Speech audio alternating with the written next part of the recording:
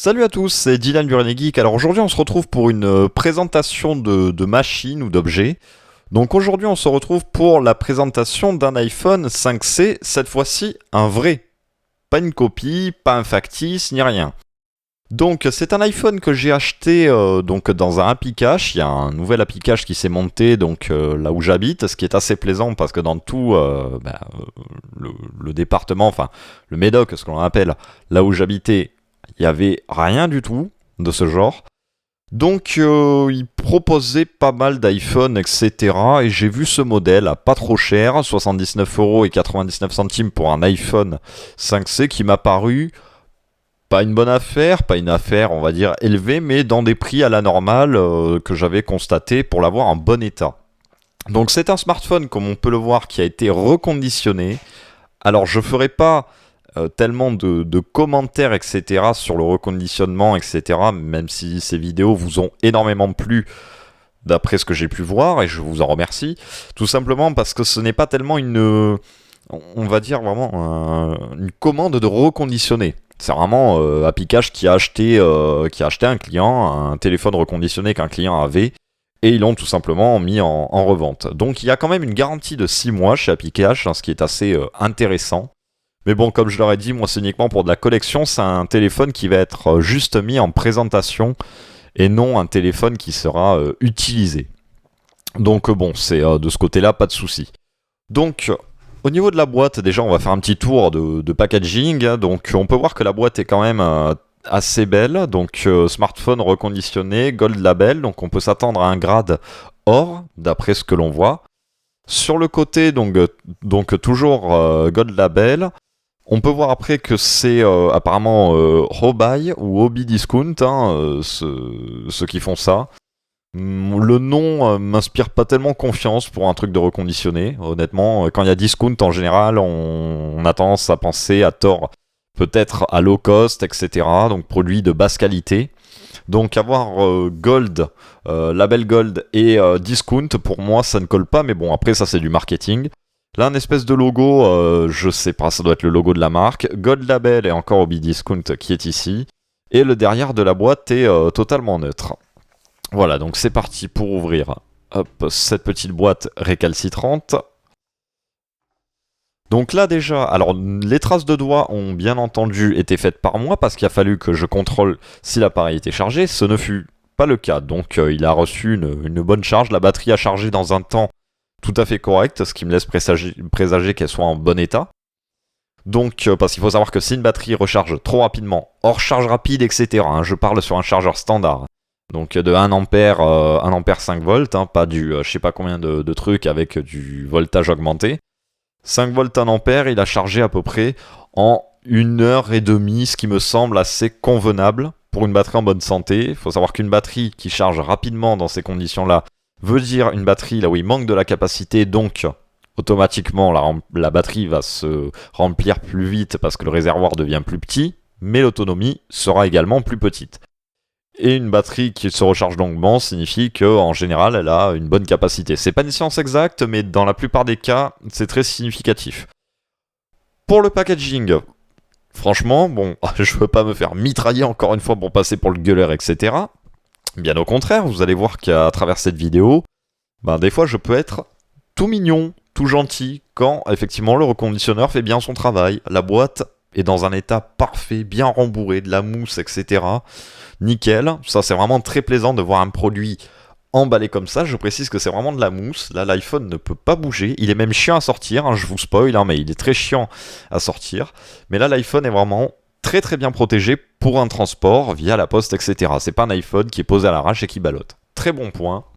Après je fais pas spécialement de pub, c'est juste un constat parce que je ne connais pas ce reconditionneur. Peut-être qu'il y a déjà eu une avarie, etc.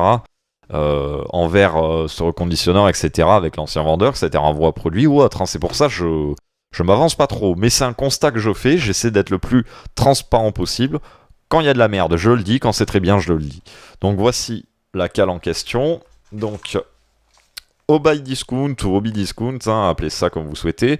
Madame, monsieur, etc. vous remercie pour votre commande, etc. etc.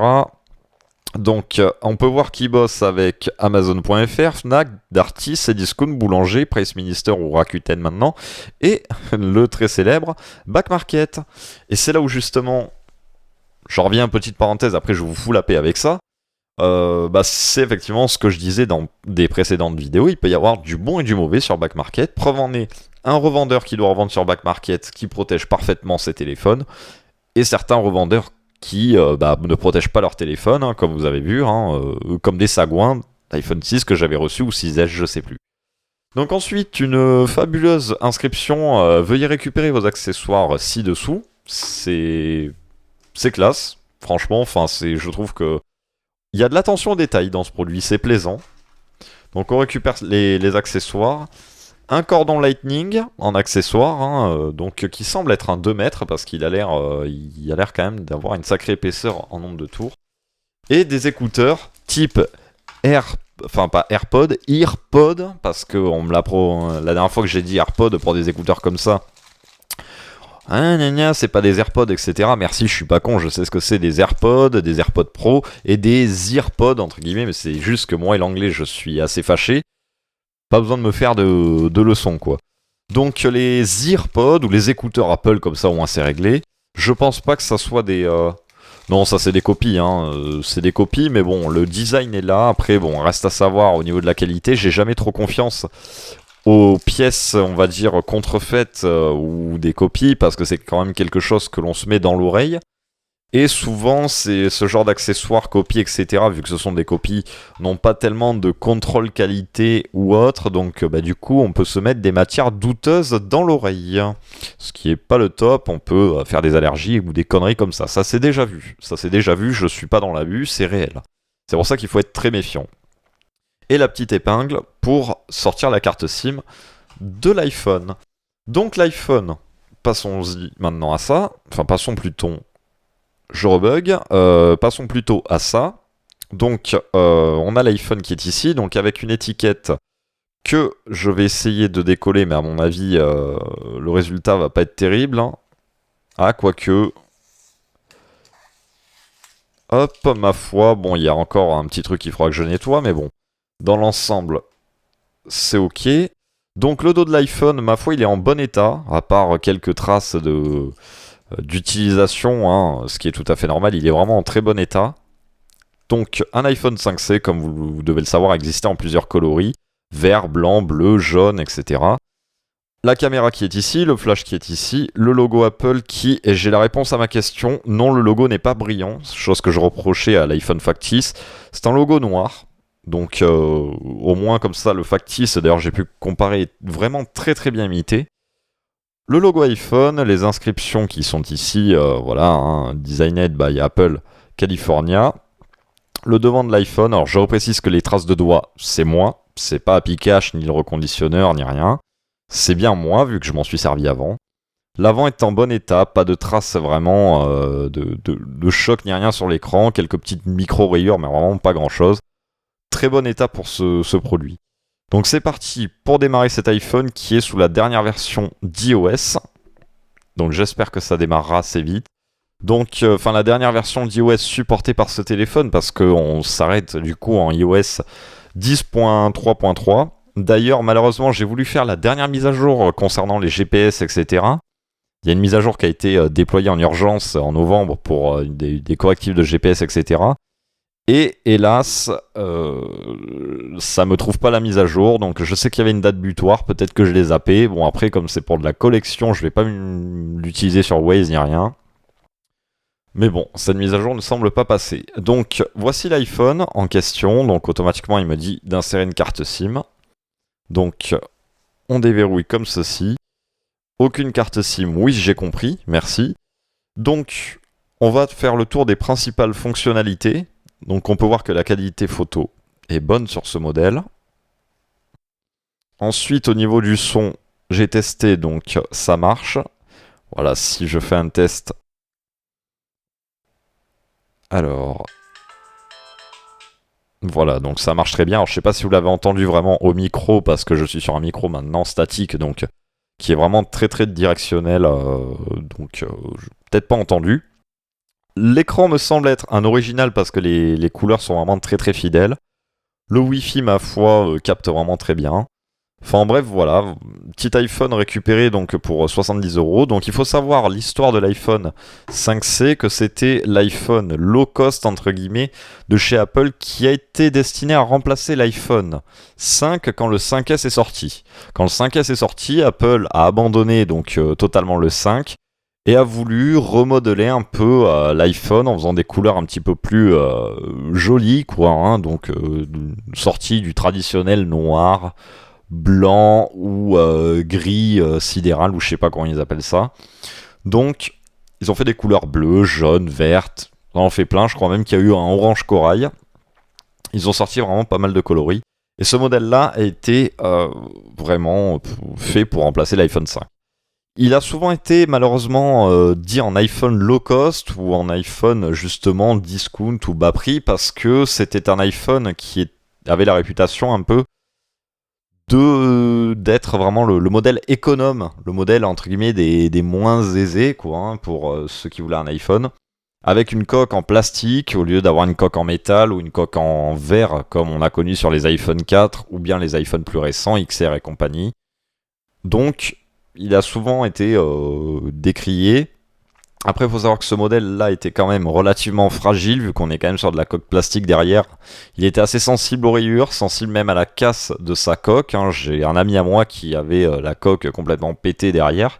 Pour le remplacer, bien entendu, c'était pas si facile que ça, donc il fallait aller en Apple Store. Enfin, cet iPhone vraiment a eu pas mal de parcours comme ça, et il me semble aussi qu'il y avait pas mal de cas de carte mère HS sur ces modèles-là.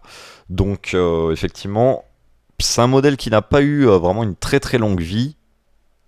On va dire que l'iPhone 5S, vraiment qui lui était le modèle, l'équivalent au XS Max ou alors au 11 Pro Max que vous connaissez à l'heure actuelle, était vraiment le modèle plus haut de gamme et était quand même préféré du 5C qui était vraiment du coup la version économique quoi. Pour moi il aurait fallu vraiment un entre-deux. Le 5C qui, bien que plus récent, soit la version la plus low cost. Ils auraient dû garder le 5 pour ceux qui souhaitaient quand même un iPhone milieu de gamme avec un châssis en aluminium, etc. Et le 5S qui était le modèle entre guillemets de luxe, hein, le plus haut de gamme, quoi. Bien qu'il n'y ait pas vraiment de grande différence entre les deux modèles. Par contre, le 5S a eu vraiment un très très bon support. Preuve en est, hein, je connais une personne qui utilise encore un 5S. Alors je pense qu'il y a eu des mises à jour qui se sont arrêtées là sur le 5S. Il arrive vraiment en date butoir. Je crois que même qu'il est arrivé en date butoir. Mais il a quand même eu un sacré parcours. Je crois même que c'est l'un des iPhones qui a reçu dans toute l'histoire de l'iPhone le plus de mises à jour. Je crois que j'avais lu ça et je pense qu'effectivement à comparer, je crois que le 5S était sorti, si je dis pas de conneries, sous iOS 6. Ou à la limite iOS 7, mais je crois bien qu'il a eu le droit à iOS, je regarde sur mes boîtes, non, c'était du iOS 7 qui était installé sur la boîte, sur l'image de présentation, mais je crois qu'il a eu existé en iOS 6, et je crois qu'il a été supporté jusqu'à iOS 12, soit 12 générations quand même d'iOS, 6 générations d'iOS, ce qui est assez énorme pour un iPhone. Donc le 5S a eu une belle vie, le 5C moins, ça, iOS 10, ça a été arrêté. Voilà, donc j'en ai fini de vous présenter donc ce petit iPhone. Pour revenir donc au téléphone factice, je vous l'attrape de suite. Donc voici le petit factice qui est ici. On peut voir quand même que la copie est vraiment très très très originale. Donc si on les met vraiment côte à côte, le vert étant le factice, le blanc étant le vrai, on peut voir que seules des petites différences au niveau de l'écriture iPhone diffèrent. Les logos sont vraiment pareils au niveau de la coque arrière, pareil pour le texte. Seul au niveau de la caméra du flash sur le factice, on a une petite différence ainsi que sur la caméra du flash. Le flash de la caméra et la caméra sont à peu près pareils. Et après au niveau de l'avant du téléphone, donc à la limite la caméra qui est un tout petit peu trop en haut sur le factice, l'écran semble être à peu près au même endroit. Et le bouton, le trait du bouton qui est quand même vachement plus prononcé sur le 5C factice que sur le 5C standard. Après au niveau des boutons sur le côté, c'est vraiment similaire, si ce n'est vraiment que le bouton n'est pas trop réaliste quoi, au niveau du mode vibreur. Sur le dessous, donc effectivement on a quand même la différence au niveau des vis sur le factice. Mais sinon, la disposition est exactement pareille sur tout ce qui est haut-parleur, etc. Là, c'est pareil, on aura quand même une petite différence au niveau du chariot de carte SIM. D'ailleurs, hop, on peut remarquer que le chariot est légèrement décalé sur le 5C que sur le 5C factice que sur le vrai 5C. Et au niveau du dessus, on peut voir que c'est vraiment exactement le même truc, quoi. Donc quand même, très belle copie. Alors du coup, j'ai fait exprès de faire ça. Alors, hop, voilà, donc automatiquement, on va moins voir sur le... Voilà, là on voit à peu près pareil, mais on peut voir c'est pareil que l'interface iOS a quand même été vraiment très très bien réussi sur le 5C factice parce que il suffit juste que je baisse la luminosité, etc. du vrai modèle pour qu'on croie vraiment que j'ai deux 5C fonctionnels entre les mains là. Donc voilà, j'espère que cette vidéo vous aura plu. Ah, c'était vraiment une vidéo 3 en 1, donc explication de tout ce qui est reconditionné, etc. Avis sur le reconditionneur, présentation de produit et comparaison avec le 5C factice. J'ai hésité à vous faire 3 vidéos séparées, mais je me suis dit, on va torcher ça en 1 quart d'heure, 20 minutes, histoire de faire le tour. Pour une fois, ça fera une vidéo un petit peu plus longue par rapport aux vidéos très courtes des iPod Shuffle que vous avez eues. Je pense que ça aurait été mieux que 3 vidéos pas à pas que j'aurais sorties, qui auraient été, je pense, moins bonnes. Voilà, donc si vous souhaitez vous abonner à la chaîne parce que le contenu vous plaît, n'hésitez pas à vous abonner, activer la petite cloche pour recevoir les notifications. Si vous avez la moindre question, n'hésitez surtout pas en commentaire pour poser votre question. Attention, pas d'insultes ni rien, pas de questions débiles. Alors quand je dis questions débiles, c'est agressive, etc. Questions constructives, voilà, ça serait cool. Ensuite, si vous avez aimé la vidéo, n'hésitez pas à laisser un petit like. Moi sur ce, je vous dis salut à tous et à la prochaine.